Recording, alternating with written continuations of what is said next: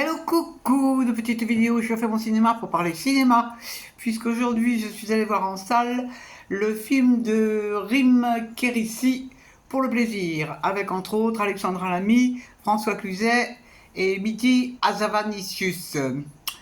Alors je débriefe très vite fait l'histoire. Alors un couple qui est uni et qui a une grande fille, il s'appelle comment? Fanny et Tom sont parfaitement heureux depuis des années et des années. Bon, enfin, lui, il a quelques petits problèmes de chômage, mais il est ingénieur, et donc la maison a été mise en vente, histoire de pouvoir changer d'air et tout, et tout, et tout.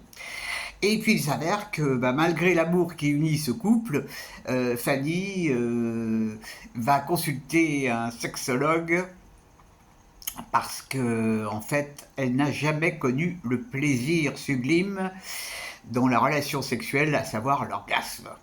Et donc, le sexologue va lui donner quelques conseils pour qu'elle arrive déjà à en parler à son mari. Et donc, Fanny va en parler à Tom, qui est complètement catastrophé parce qu'il dit enfin, il imagine tas de trucs, tu vas tromper, ci et ça, et puis il lui vient à l'idée, pour que sa femme puisse connaître l'orgasme, comme il est ingénieur, de lui fabriquer un sextoy. Donc on va assister pendant le film à l'évolution de leur relation, à la mise en œuvre du sextoy, et tout ce que ça peut entraîner dans leur vie de couple. Et donc, on va voir ça pendant 1 heure et demie.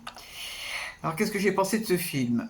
Alors, ce film a des qualités, à savoir, bon, il y a des choses drôles, sympathiques, on n'éclate pas de rire, c'est sympathique, il y a des gags rigolos, ça n'est jamais vulgaire, et oser aborder le thème de la relation sexuelle avec l'orgasme, il fallait le faire. Sauf que la réalisatrice, elle n'a pas vraiment été au bout des choses.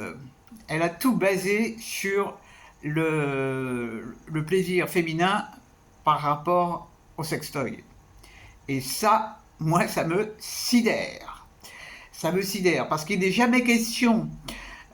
Bon, cela dit, c'est pas un documentaire, c'est une comédie. Hein. Bon, mais moi, je suis un peu gna gna gna, j'aime bien que ça soit un peu plus profond.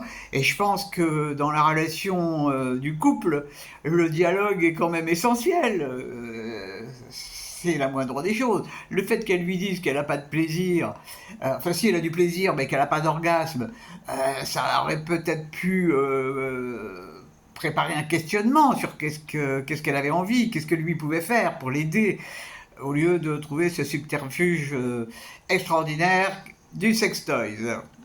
Ah. Bon, donc on ne parle pratiquement que de ça, quoi. Et l'orgasme féminin, c'est pas uniquement basé sur le sextoys. Alors, ça m'a un peu, bon, ça m'a un petit peu ennuyé, je dois dire, parce que c'est quand même pas, bon, c'est pas le film du siècle. Bon, elle a abordé le sujet, d'accord.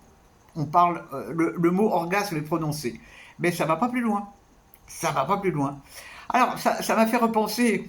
Il y a quelques années, j'avais participé à une émission de télé qui est présentée par Faustine Bollard, qui traitait de l'orgasme. Et en plus, c'était encore plus tabou, puisque ça traitait de l'orgasme sur le tard chez les femmes. Donc j'avais participé à cette émission, ça avait été très sympa d'ailleurs.